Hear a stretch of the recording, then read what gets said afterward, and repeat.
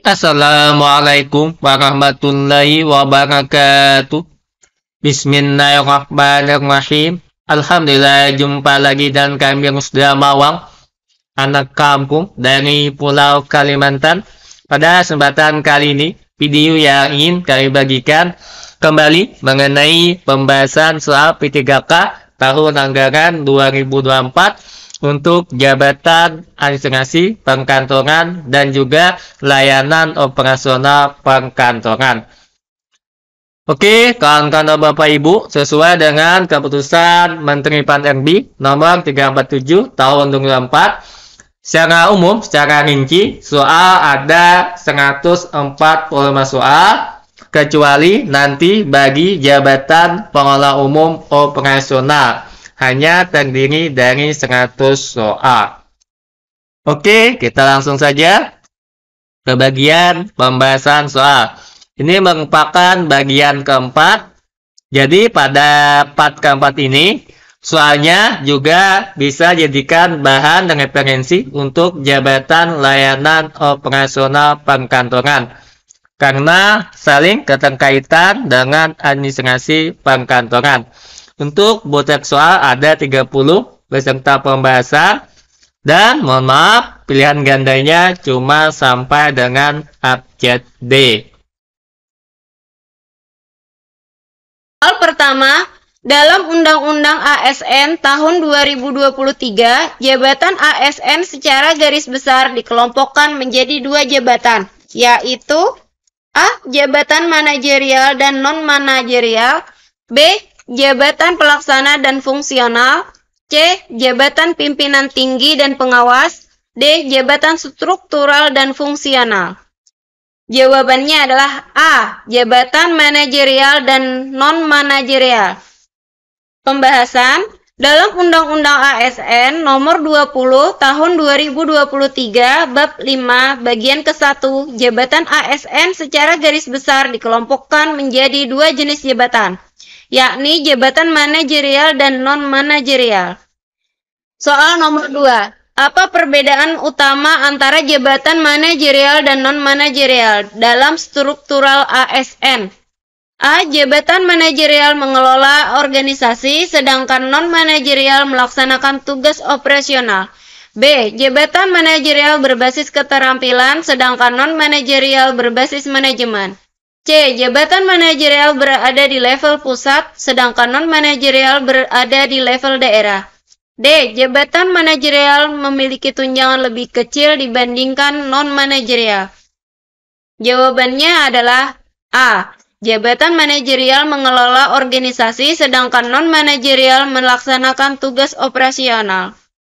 Pembahasan jabatan manajerial berfungsi untuk mengelola organisasi seperti JPT, administrator, dan pengawas.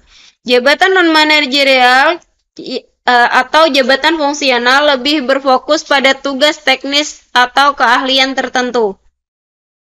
Soal nomor 3. Menurut Undang-Undang ASN tahun 2023, jabatan manajerial dalam ASN termasuk dalam kategori berikut ini, kecuali A. Jabatan pimpinan tinggi, B. Jabatan administrator, C. Jabatan fungsional, D. Jabatan pengawas. Jawaban C. Jabatan fungsional. Pembahasan jabatan manajerial dalam ASN meliputi jabatan pimpinan tinggi, JPT, administrator, dan pengawas. Sedangkan jabatan fungsional adalah jabatan non-manajerial yang memiliki tugas utama berbasis keahlian dan keterampilan tertentu. Jabatan ini meliputi ahli pertama, ahli muda, ahli media, dan ahli utama. Soal nomor 4. Jabatan yang berfungsi mengelola unit kerja, memberikan supervisi, dan melaksanakan pengawasan adalah A. Jabatan pimpinan tinggi, B. Jabatan administrator, C. Jabatan pengawas, D. Jabatan pelaksana. Jawaban C. Jabatan pengawas. Pembahasan jabatan pengawas dalam struktur ASN bertanggung jawab untuk melakukan supervisi terhadap pelaksanaan tugas di bawahnya. Jabatan ini merupakan salah satu kategori jabatan manajerial. Soal nomor 5. Apa tujuan utama dari disposisi surat dalam perkantoran? A. Agar surat tersebut tidak hilang. B. Agar isi surat dapat diteruskan kepada pihak yang berwenang. C. Agar surat tersebut bisa segera dibalas. D. Agar surat yang diterima dapat segera disimpan. Jawaban B. Agar isi surat dapat diteruskan kepada pihak yang berwenang. Pembahasan. Tujuan utama disposisi surat adalah menyampaikan surat kepada pihak yang berwenang untuk ditindaklanjuti sesuai dengan instruksi atau kebijakan yang ada. Soal nomor 6. Di bawah ini adalah langkah-langkah pengelolaan surat keluar, kecuali A. Menentukan jenis surat yang akan dikirim. B. Menyusun konsep surat. C. Menyimpan surat tanpa didistribusikan. D. Melakukan pencatatan surat keluar. Jawaban C. Menyimpan surat tanpa didistribusikan. Pembahasan. Setiap surat keluar harus melalui tahapan seperti penyusunan konsep, pengecekan, pengesahan, pencatatan, dan pengiriman. Menyimpan surat tanpa didistribusikan bukan bagian dari proses pengelolaan yang benar. Soal nomor 7. Tujuan utama pemberian nomor agenda pada surat masuk adalah A. Mempermudah penyimpanan surat. B. Menentukan urgensi surat. C. Mengidentifikasi surat secara unik. D. Memastikan surat dibaca oleh penerima. Jawaban C. Mengidentifikasi surat secara unik. Pembahasan. Nomor agenda pada surat masuk berfungsi untuk memberikan Pembahasan. Nomor agenda pada surat masuk berfungsi untuk memberikan identitas unik sehingga mempermudah pelacakan, pencatatan, dan pengelolaan surat tersebut. Soal nomor 8. Dalam sistem kartu kendali, fungsi utama kartu kendali adalah A. Mengganti buku agenda surat. B. Membantu dalam pemberian nomor surat. C. Memantau status surat masuk dan keluar. D. Menggantikan pengarsipan manual. Jawaban C. Memantau status surat masuk dan keluar. Pembahasan. Kartu kendali digunakan untuk memantau proses surat masuk atau keluar, seperti siapa yang bertanggung jawab atas surat tersebut, status penyelesaian, dan kapan surat tersebut diterima atau dikirim. Soal nomor 9. Surat tugas diberikan kepada pegawai untuk A. Mengajukan cuti tahunan. B. Melaksanakan tugas di luar kantor. C. Melakukan perjalanan pribadi. D. Mengajukan kenaikan pangkat. Jawaban B. Melaksanakan tugas di luar kantor. Pembahasan. Surat tugas adalah dokumen resmi yang diberikan oleh Pembahasan. Surat tugas adalah dokumen resmi yang diberikan oleh atasan kepada pegawai untuk melaksanakan tugas tertentu yang berkaitan dengan pekerjaan, termasuk jika tugas tersebut dilaksanakan di luar kantor. 10.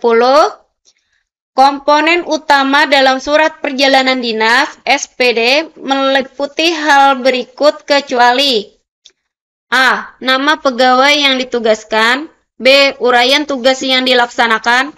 C. Biaya perjalanan pribadi. D. Tanggal dan tempat pelaksanaan tugas. Jawaban C. Biaya perjalanan pribadi.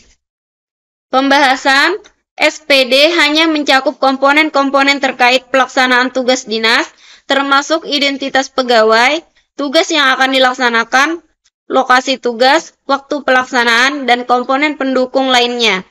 Biaya perjalanan pribadi tidak relevan dalam dokumen resmi ini.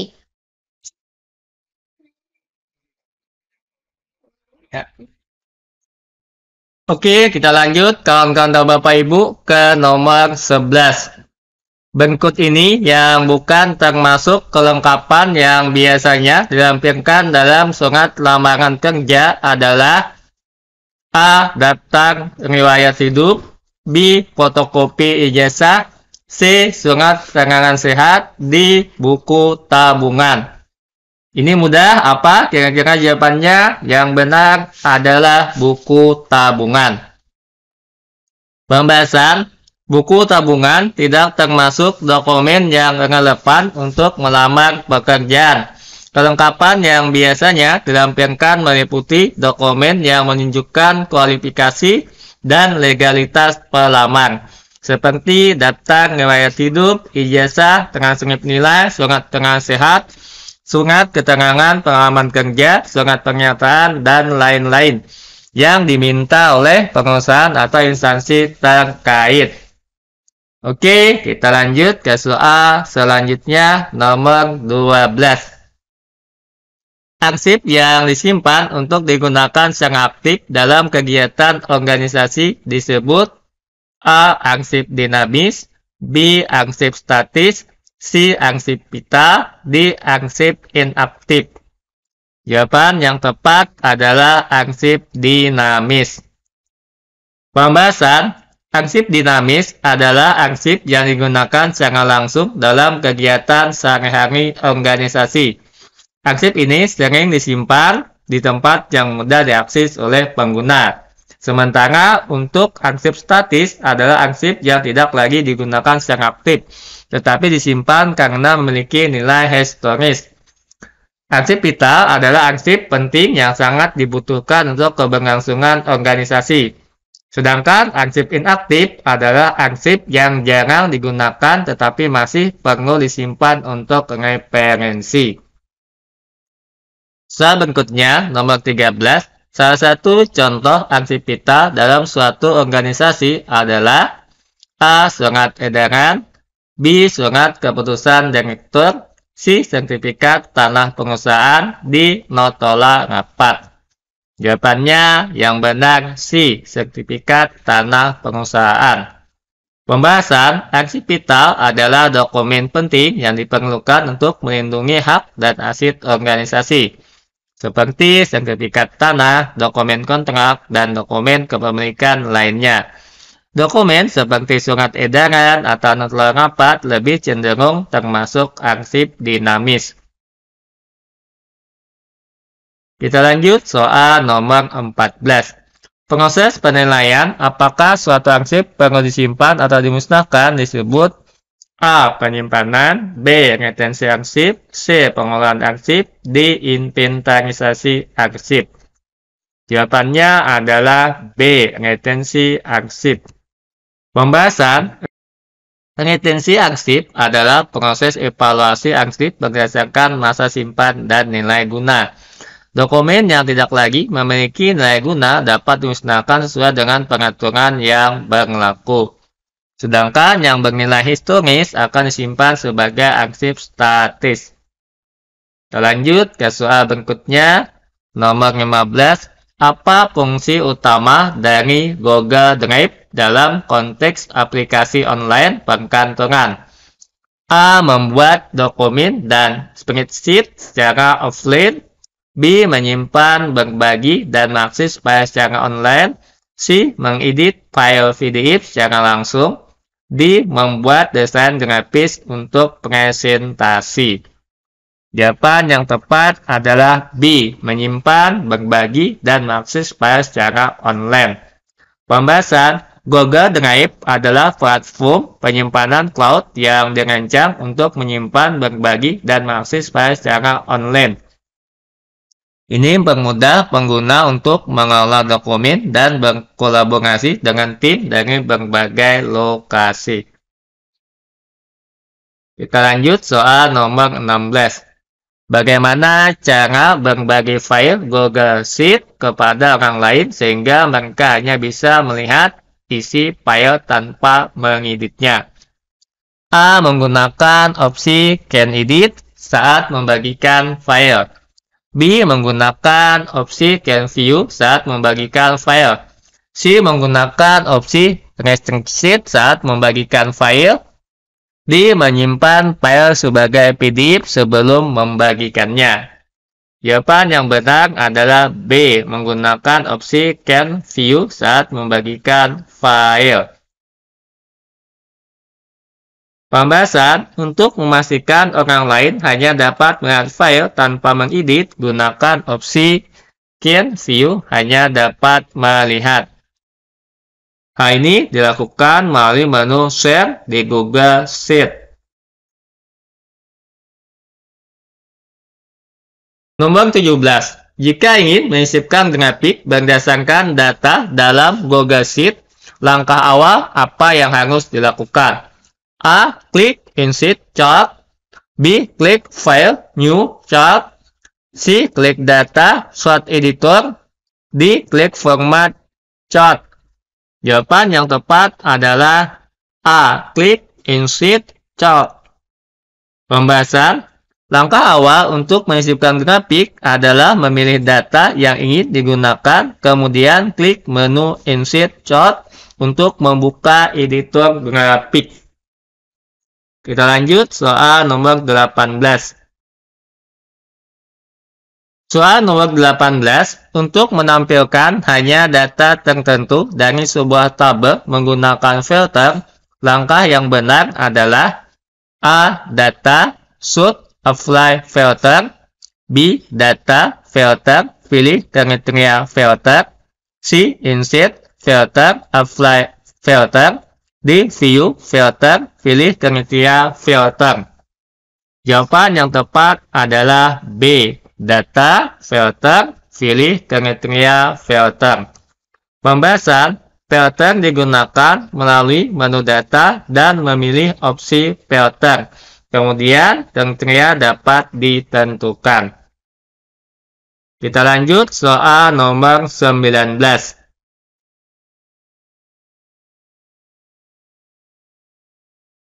Soal nomor 19, dalam Microsoft Excel, bagaimana cara mengubah format angka menjadi mata uang currency? A. Klik kanan, format cell, number, currency. B. Klik kanan, format cell, text, currency. C. Klik kanan, shoot, currency. D. Klik kanan, filter, currency. Jawaban yang tepat adalah A. Klik kanan, format cell, number, currency. Pembahasan. Mengubah format angka menjadi mata uang dapat dilakukan melalui menu format cell, kemudian memilih kategori currency. Kita lanjut soal nomor 20. Apa fungsi utama dari fitur BCC, Blind Carbon Copy, dalam email? A. Mengirim email ke penerima utama saja tanpa ada salinan. B. Mengirim email ke penerima utama dan penerima lainnya tanpa penerima lainnya tahu siapa saja yang menerima salinan. C. Mengirim salinan email ke semua penerima secara terbuka. D. Mengirim email secara rahasia hanya ke satu penerima. Jawaban yang tepat adalah B. Mengirim email ke penerima utama dan penerima lainnya tanpa penerima lainnya tahu siapa saja yang menerima salinan. Pembahasan. Fitur BCC digunakan untuk mengirimkan email kepada penerima tambahan secara tersembunyi. Artinya, penerima lain tidak akan mengetahui siapa saja yang dimasukkan dalam kolom BCC. Ini bermanfaat untuk menjaga privasi atau ketika mengirim email ke banyak orang tanpa memperlihatkan daftar email mereka. Lanjut soal nomor 21. Apa yang dimaksud dengan kode persuratan? A. Kode unik yang digunakan untuk mengidentifikasi nomor arsip dokumen.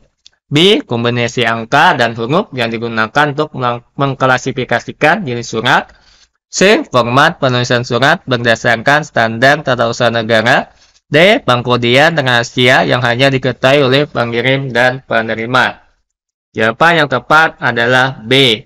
Kombinasi angka dan huruf yang digunakan untuk mengklasifikasikan jenis surat. Pembahasan. Kode persuratan adalah kombinasi angka dan atau huruf yang digunakan untuk mengklasifikasikan jenis surat sehingga memudahkan proses pencatatan, pencarian, dan pengolahan arsip. Biasanya, kode persuratan mengacu pada pedoman pengolahan arsip atau instansi yang ditetapkan. Kita lanjut soal nomor 22. Dalam pembuatan kode surat 123-HRD-02-2024, angka 02 kemungkinan besar menunjukkan A. Nomor urut surat. B. Bulan surat dibuat. C. Jenis surat berdasarkan klasifikasi di unit kerja pengirim surat. Jawabannya B. Bulan surat dibuat. Pembahasan. Dalam format studi persuratan, angka 02 biasanya menunjukkan bulan surat dibuat, yakni bulan Februari. Contoh kondisi seperti ini sering digunakan untuk mempermudah identifikasi waktu pembuatan surat. Lanjut soal nomor 23. Salah satu jenis penghargaan yang diberikan kepada ASN sebagai bentuk apresiasi atas pengabdian, dedikasi, dan kinerja terbaik disebut A. Satya Lancana Karya Satya, B. Tanda Kehormatan Pratama, C. Piagam Kesetiaan ASN, D. Medali Bakti Negara.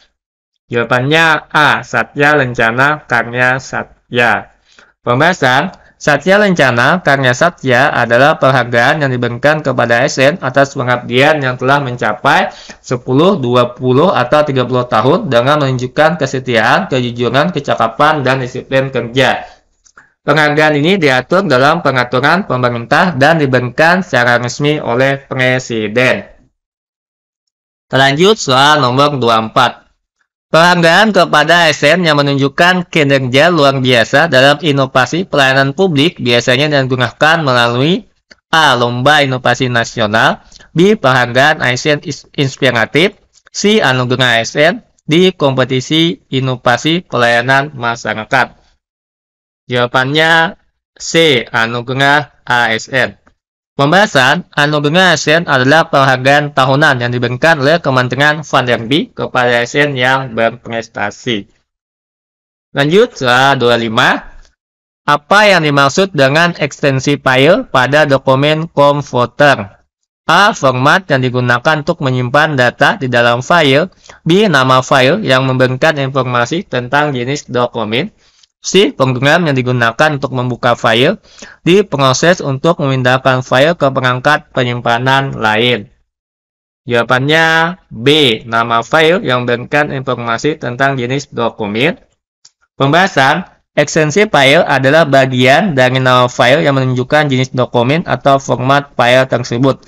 Biasanya ekstensi terdiri dari 3 atau 4 huruf yang mengikuti titik setelah nama file, seperti dokumen, PDF, atau JPG. Kita lanjut nomor 26. Manakah dari berikut ini yang merupakan media penyimpanan file yang dapat diakses secara online? A. Hard drive, B. Cloud storage, C. CD-ROM, D. Flash disk. Jawaban yang tepat adalah B. Cloud storage. Pembahasan. Cloud storage, penyimpanan awan, adalah layanan penyimpanan data yang dapat diakses melalui internet seperti Google Drive, OneDrive, atau Dropbox. Berbeda dengan media penyimpanan fisik seperti hard drive atau flash disk, cloud storage memungkinkan pengguna mengakses data dari mana saja dengan koneksi internet. Lanjut soal nomor 27. Manakah dari berikut ini yang dapat digunakan untuk mencadangkan data komputer? A. Flash disk, B. Hard drive eksternal, C. Cloud storage, D. Semua jawaban benar. Jawabannya D. Semua jawaban benar. Pembahasan. Untuk mencadangkan data atau backup, semua pilihan yang disebutkan biasanya digunakan. Flash disk, hard drive eksternal, dan cloud storage adalah media yang sering dipakai untuk mencadangkan data komputer, tergantung pada kebutuhan penyimpanan dan aksesibilitas. Lanjut soal nomor 28. Apa tujuan utama dari melakukan backup data secara berkala? A. Agar data dapat diakses lebih cepat. B. Untuk mengurangi ukuran file data. C. Untuk melindungi data dari kerusakan atau kehilangan. D. Untuk menghemat ruang penyimpanan di komputer. Jawaban yang tepat adalah C. Untuk melindungi data dari kerusakan atau kehilangan. Pembahasan. Tujuan utama dari backup data adalah untuk melindungi data dari potensi kerusakan atau kehilangan akibat berbagai masalah seperti kegagalan hardware, serangan virus atau kesalahan pengguna. Dengan backup yang teratur, data bisa dipulihkan jika terjadi masalah. Lanjut, soal berikutnya. Apa jenis ekstensi file yang digunakan untuk dokumen yang dibuat menggunakan Microsoft Word? A. XLSX, B. Dokumen, C. JPG, D. MP4. Jawaban ini mudah kawan-kawan Bapak Ibu. Tentunya bagi kawan-kawan yang terbiasa dengan UPIS pasti dapat. Jawabannya adalah doc. B. Pembahasan. XLS adalah ekstensi file untuk dokumen yang dibuat menggunakan Microsoft Excel, bukan MS Word. Doc adalah ekstensi file untuk dokumen yang dibuat menggunakan Microsoft Word. Ekstensi ini menggantikan doc pada versi Microsoft Word yang lebih lama dan lebih efisien dalam penggunaan memori. JPG adalah ekstensi file untuk gambar atau foto digital, bukan untuk dokumen. Sedangkan MP4 adalah ekstensi file untuk video, bukan untuk dokumen. Lanjut, soal terakhir, nomor 30. Manakah dari berikut ini yang merupakan ekstensi file untuk dokumen teks tanpa pemformatan? A. Doc, B. TXT, C. PPT, D. HTML. Jawaban yang tepat adalah B. TXT. Pembahasan. Doc adalah ekstensi file untuk dokumen yang dibuat dengan MS Word yang dapat berisi pemformatan teks. TXT ada ekstensi file untuk dokumen teks biasanya tanpa pemformatan, hanya berisi teks saja. PPT adalah ekstensi file untuk presentasi yang dibuat dengan Microsoft PowerPoint. Sedangkan HTML adalah ekstensi file untuk halaman web yang berisi kode HTML. Bonus soal tambahan, ini berhadiah bagi yang beruntung saja. Di bawah ini nama-nama suku di Indonesia kecuali A. Suku Jawa, B. Suku Batak, C. Suku Sunda, D. Suku Betawi, E. Suku Kalimantan. Silakan kawan-kawan Bapak Ibu dijawab. Tentunya ini mudah soalnya. Oke, sudah selesai pembahasan soal kita pada kesempatan kali ini. Mohon maaf jika dalam penyampaian kami atau cara membaca kami kurang begitu jelas, atau ada yang salah baca, keliru kami dalam menyampaikan. Dan juga mohon maaf jika terdapat kesalahan-kesalahan dari referensi soal yang ada, baik yang part pertama, part kedua, part ketiga, dan saat ini.